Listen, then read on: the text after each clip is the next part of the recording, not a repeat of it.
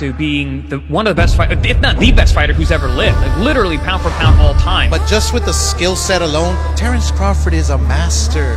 Forget about the 3 weight classes. I think he could beat Canelo. I think he can too. He's the best switch hitter in boxing since Marvin Hagler. Beautiful right hand. He will make Canelo look like a child. Pound for pound, champion versus champion. Crawford versus Canelo is going to be a one-on-one heavyweight match. Who is taking it home? Who is taking the money home? Who is taking the belt home? That's what we are going to see today.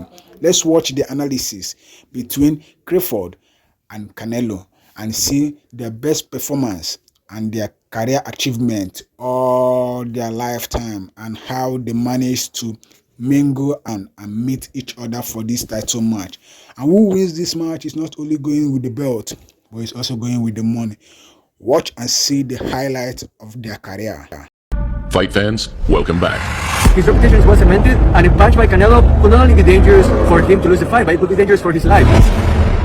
Talks that initially sounded like hyperbole and hypotheticals on the back of a career-defining welterweight beatdown. You know, I like Spence and all the respect for him and everything, but I knew. Are now deadly serious. I don't know if it's God talking to me or what, but that's a fight that, yeah, I'm gonna try to pursue that. And where the Icarus effect might now see Terence Crawford flying a little too close to the sun, the temptation for greatness is inescapable. If Terence Crawford pulled that off, where would that put him on top? I think he stands alone by himself. I love that mentality. I do. I love it. That's what makes all-time greats. Yeah. You have to have that mountain to climb. So with fan pressure mounting and Saudi interest burgeoning, I am working in Canelo and Crawford camp. We are thinking to do it in America, and I want this fight. The green light from the Mexican shot caller shows that a future showdown between these two pound-for-pound greats might not be so far-fetched after all. I promise you he'll fight anyway. He has no problem fighting Crawford. Welcome to a Motivedia presentation. Father Time might catch him, but I don't know if a weight class can catch him. His Excellency, Turki Al-Sheikh, we know what he has planned for the rest of the year, but what he has planned in December has everyone talking. That's right, Canelo Alvarez versus Terence Bud Crawford, 2 pound-for-pound kings. A homebrewed Saudi remedy has given the sport of boxing a welcome shot in the arm. Unexpected partnerships, stacked cards, and narrowing divisions as the best finally start to fight the best. The politics of the sport have always kept these fights from happening. You know, different broadcasters, pay-per-view splits. Now, with the involvement of Saudi Arabia, as a fight fan, I think it's great for the sport because we are now getting the fights we've longed to see. However, when whispers first began regarding another Pacquiao-esque 3-division leap of faith, the rumors weren't so well received. I don't like it. I really don't. And they're gonna be easy, man. Like you think it is. It ain't gonna be easy. I don't like that fight. Not the fight that I would, recommend for him personally speaking. I don't like it from that standpoint. I hate it. I don't like it one bit. I don't like that fight for Crawford. I like him at 54, maybe touching ground at 60, maybe. But 168? That's a mega fight though, Canelo. That's kind of like the last big mega fight out there, right? Over the past few years, 2 things have become clear. First, that a couple of extra zeros on the paycheck can quickly turn a lose-lose scenario into a win-win. He has nothing to gain. He beats him. He's supposed to beat him. I'm 3 weight classes above this guy. He's never fought in this weight class. He beats me. This is Canelo speaking. I look like a fool. Second, if the fans demand a mega fight, it often happens. However, if Turki Al-Sheikh pursues it, it very rarely passes us by. What the Saudis are doing is revolutionary, and to have the best fighting the best, and the fighters getting just dream-like verses. If the money is right, I can fight right now. I don't give a So it's only a matter of money? Yeah. When I fought with Lara, Trout, Miguel Ángel Cotto, Mayweather, Callum Smith, Billy Joe Saunders, everybody, they say I'm not going to fight them, and I fought all of them. So, right now, I can ask whatever I want, and I can do whatever I want.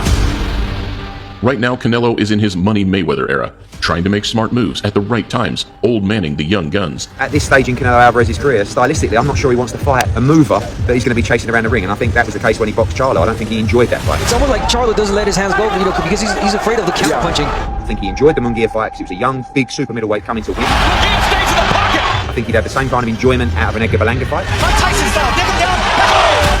But money talks. And whilst Eubank now leapfrogs Berlanga to become the most likely next step, it's the pressure from both a great big man and an even greater small man that now has the face of boxing backed into the proverbial corner. Okay, but Canelo, you're getting caught between a rock and a hard place here. It's like the Benavidez fight only gives me 25 more pounds. I'm too big for the other guy. Well, so you're too little for one guy, you're too big for the other guy. Well, you gotta pick one. whilst Canelo's noise-canceling headphones continue to drown out the fans' calls for blood. Benavidez. I don't even think it's necessarily about the money. You can avoid David Benavidez, and for Canelo, that means everything. David Benavidez does not deserve to be ignored.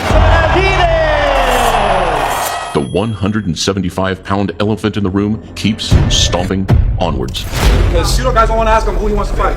You want to ask him? I can't get this It's like Canelo. David a different type of animal, but it's a fight I would love to see. Fighting Terrence is a lose-lose.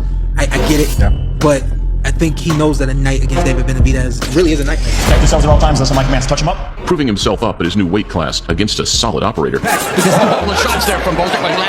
Benavidez made relatively light work of Fosdick, but failed to live up to his pre-fight promises. I'm definitely going to stop him. And where the critics pose power queries and highlight the slight technical flaws, better believe the Reynoso masterminds are watching, listening, and learning.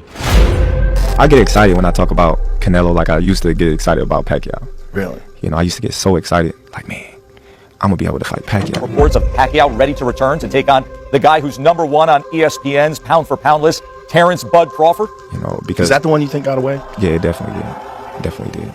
If picking holes and spying weaknesses is the objective, then analyzing Terrence Crawford is a thankless task. There's nobody that hit like Bud. They don't hit like Bud. They ain't got the power like Bud. They ain't got the skills like Bud. Arguably the most skilled pugilist of this generation, the Nebraskan switch hitter combines speed, guile, aggression, and IQ, alongside a relentless appetite to prove people wrong. There was a lot of people doubting me and saying the same thing that he was saying. And then you see him fight, you know, then you're like, all right, well, this dude is big and strong. So you start believing the hype. I can see Spence winning because he's bigger, stronger. He'll break down Crawford. His size and his jab very well. Spence is the bigger guy. I think he's a bit stronger than Crawford. Errol Spence is bigger and stronger. When the fight happened, then everybody, they shocked, they surprised, they like, man, wow. Crawford's having a look. The right hand. When he first got hit that jab, his eyes opened up. There's a jab from Crawford that lands. Like, damn, he was like shocked. Like, oh, I can't believe what I just watched. The guys. Did I just watch Terrence Crawford dominate like that? Bud made him look extremely slow.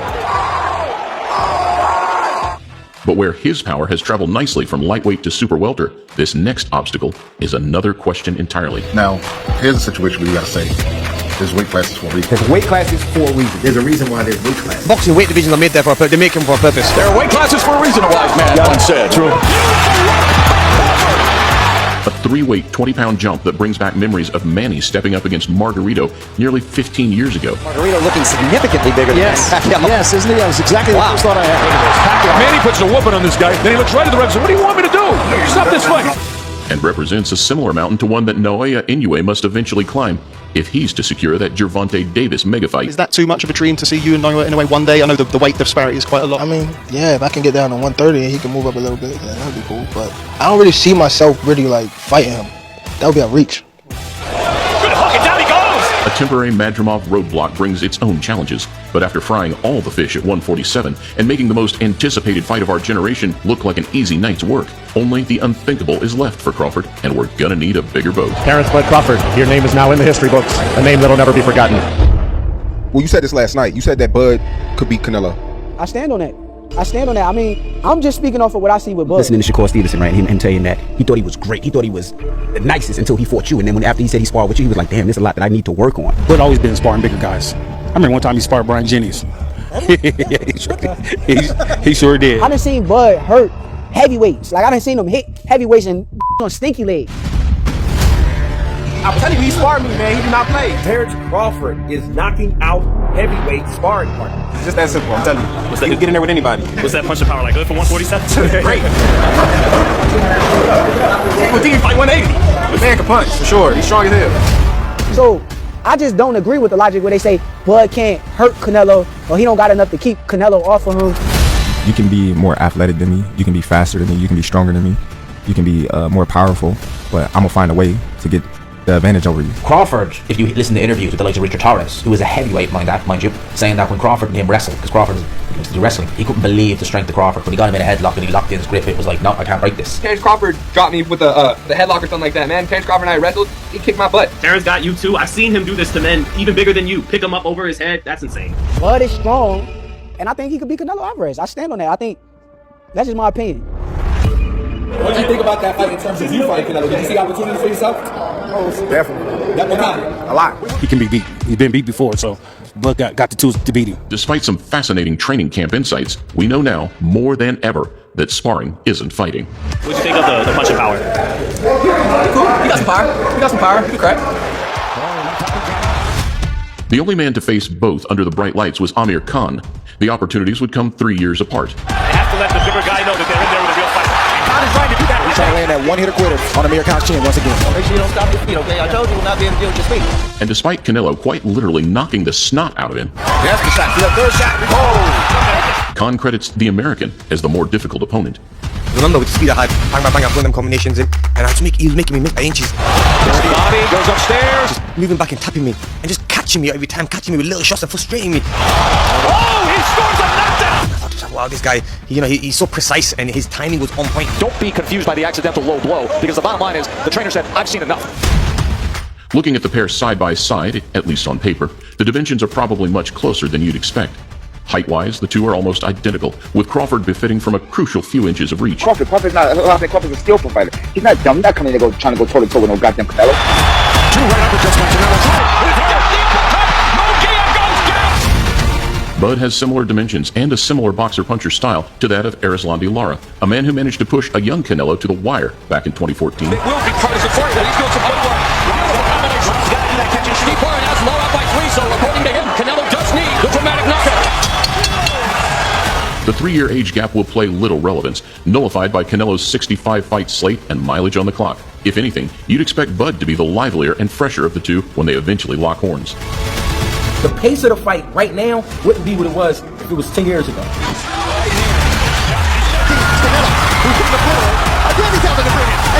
I'm not saying he's tired and they ready to get the out, but it's like, I gotta outsmart you. It ain't just going in here and just throwing punches like an amateur type thing. And I have no doubt, pure boxing skill against pure boxing skill, Crawford could outduel anybody. Everybody thinks that they can go in there and do something until they're actually in there trying to do something. My question is once you're not concerned about his power, what then? Triple G cracked Canelo. Canelo just took it and shook his head in there. Canelo's size, stocky physique, and the power transfer will be the deciding factors. Can Crawford's smaller frame take the shots, and will he have enough sting of his own? And I think that once Canelo touches Crawford, I think that whole game plan will go out the window. He'll need to find comfort on the outside and mid-range, and then hold his own on the inside. All this minus the luxury of being able to take one to give one, as we've seen many a time. If you say certain things to him or if you get him into a certain emotional state, he'll exchange with you. And I don't think he can exchange with the Canelo. Mean Machine and Gamboa both wobbled Bud, and Porter made him work all the way. When he lands these shots on anybody else, they fall. But the difference is, Sean Porter hasn't failed. But there's still no blueprint. He has good skills, very good skills. Maybe he could show us something. And he realized that his levels to the game, and this dude has an intensity that's different than most. Against Canelo, however, despite him having faced plenty of smooth operators and elite movers, the outline is there. It's one that involves distance management, smart work, and laser focus, and the Nebraskan thinks he can execute. Was Canelo 5 years ago? I wouldn't want to say Canelo was too sharp. It's like he had too much. Canelo's at a tail end of his career. Crawford has the better skill set, and if he can replicate Floyd's 2013 success, but against a veteran Canelo, he puts his name among the best to ever do it. He's big on his legacy. You know, he want to be considered the best boxer to ever lace up a pair of gloves. This guy is on a track to being one of the best fighters, if not the best fighter who's ever lived. We're talking about top 5 all time at minimum. And I don't think too many fighters, modern day, any day, fit into any era. He would fit into any era. Nudged together by a Middle Eastern maestro, it's a seismic collision between two pound-for-pound rock stars.